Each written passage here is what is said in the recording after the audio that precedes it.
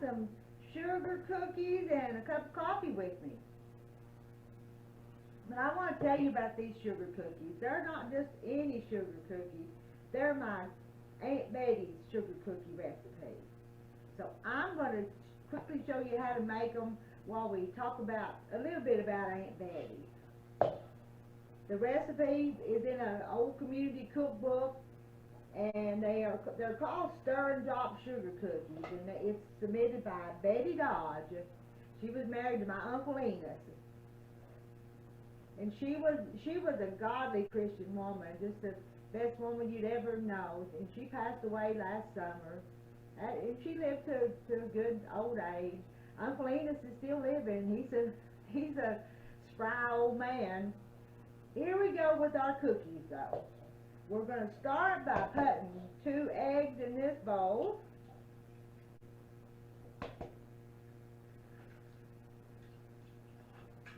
Eggs. Give them a little whisk. And we're going to add 3/4 cup of vegetable oil. And we're going to add 2 teaspoons of vanilla out of my big vanilla bottle. If you watch any of my videos, you know how I do vanilla. That's 1 teaspoon. That's 2 teaspoons. Set that back to the side. These are real quick to make. And now I'm going to add 3/4 of a cup of sugar.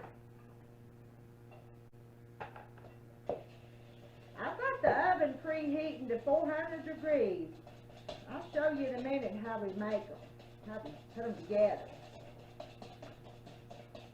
This is just a simple, old-fashioned sugar cookie, but it's good. Let me see, get my flour. It's right here. And I'm going to get 2 cups of flour.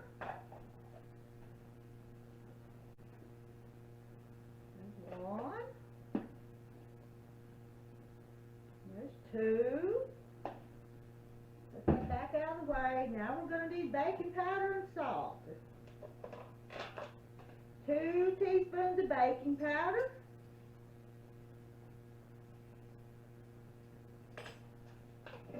And I think my coffee pot just made a funny noise. And the timer, the oven told me it was 400 degrees. So we just got everything going off around here. Bells and whistles going off. And the coffee pot is gurgling. I'm just going to sift that up real quick so that baking powder is mixed in there. Sift, sift, sift, sift, sift. There we go. Now, all I have to do is put that flour into that egg and sugar and oil mixture. And I think I'll get my wooden spoon. I didn't need that bowl after all. Stir it up.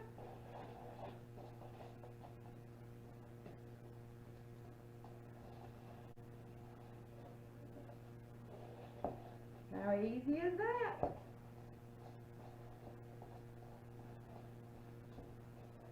That dry flour mixed in and around. Sometimes you have to take your fist and hold on to that spoon hard to get it mixed in there. It's not just it won't do it. It won't do it if you do like that. You got to use your fist and hold on to the side of the bowl and get it mixed in. Now look at that. There's our cookie batter, or cookie dough. I'm going to try one of them just a minute. Pull my cookie sheet back here. Move my coffee. I'm not going to have time to drink that while I show you how to do this. Yeah, you gotta have a spoon.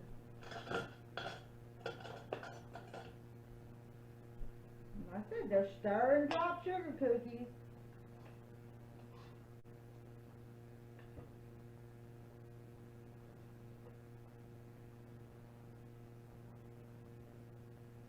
Now they just look like dollops of dough. But let me show you what we're going to do. Move that over there, just while I show you this. Oh, I'm going to take some shortening, and I'm going to put it on the bottom of this glass. You know what kind of glass this is? This is a snuff glass.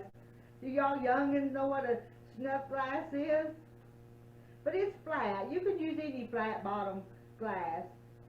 And from there, I've got a little plate of sugar here, and I'm going to put that glass down in the sugar, and then I'm going to flatten my cookie. Just like that.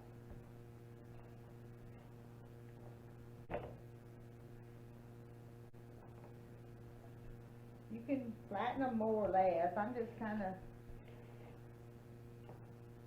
This would be a good recipe to make with kids, because I think they would have fun doing this part.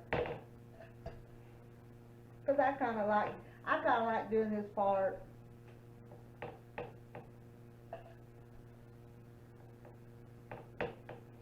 Now they're ready to go into the oven. And you'll bake them for about 8 minutes at 400 degrees.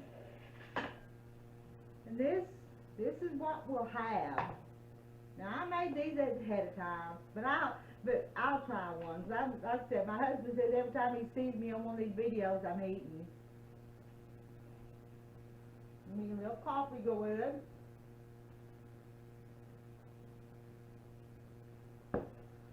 See, they're soft, not hard, not soft, just a nice texture cookie. And what else was I going to say? I guess that's about it. You just ought to, especially if you're related to Aunt Betty, you ought to make some just in her memory. And that's all for me today. I'm going to get off here. Seemed like there was something else I wanted to say. But y'all have a wonderful day. Love y'all. Bye now. I hope you can hear me on this video.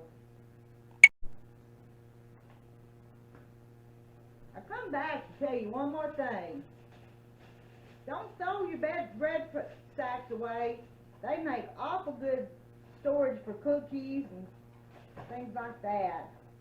Even if you make homemade bread, they're nice just to put the loaves back in. There, now my cookies will stay fresh rather than just on the plate. Now bye. Your bread sacks away.